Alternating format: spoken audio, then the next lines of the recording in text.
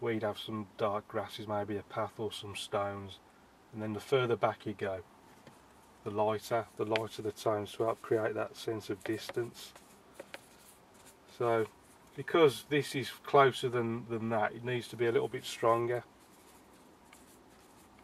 This will be that's the sort of far ground, this will be the sort of middle ground, and then the foreground area will be the richest, strongest tones of the lot.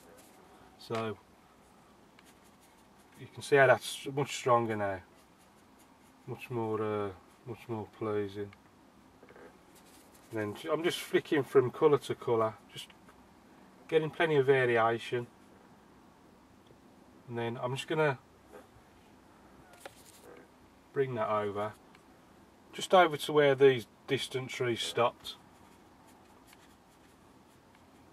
So then try and get that contrast then between the distant trees, which are the same colours as the sky, and the middle ground.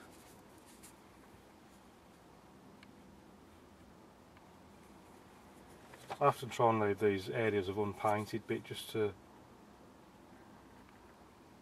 add areas of interest.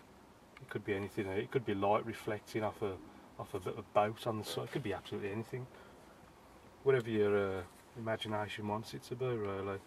Now there's lots of trunks and tree trunks and branches. I'm just going to, using the fingernail, just suggest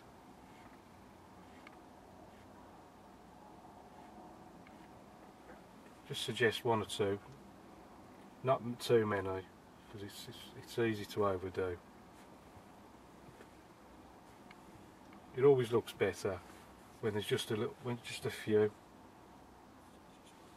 can also see now how bringing the darker clouds in from the right and then just a little bit on the left and preserving this lighter area down the middle. You see how you automatically create this sort of reflection in the water.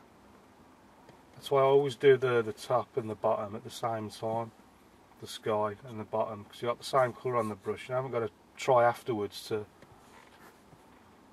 So trying to repeat those exact colours, if I'd have just wetted down to the horizon, it can be difficult at times. At least doing it that way, I know I've got the same colour in the sky reflected into the water down here. So looking out, I can now see raw sienna, and do this island, raw sienna, a bit of ultramarine and a little bit of red, and it's slightly closer than that left hand. I don't want to go over the reflection of the church, so I'm just going to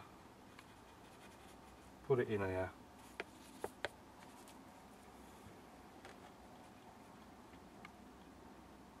And just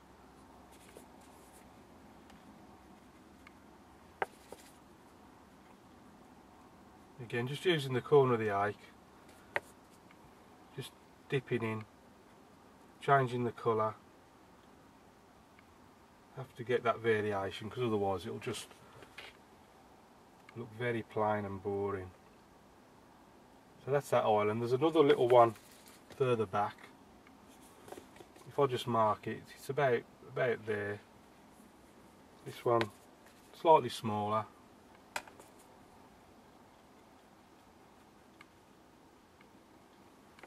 Bit of light red. Bit more light red, ultramarine. Remembering very subtle with the red, because it's such a strong colour. It'll quickly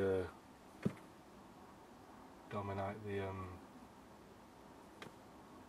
painting if you use it. That's why a tube of red, tube of red, and the alizarin crimson, they'll last for absolutely ages compared to I'd say raw sienna gets used the most, then ultramarine. So the next thing I'll do,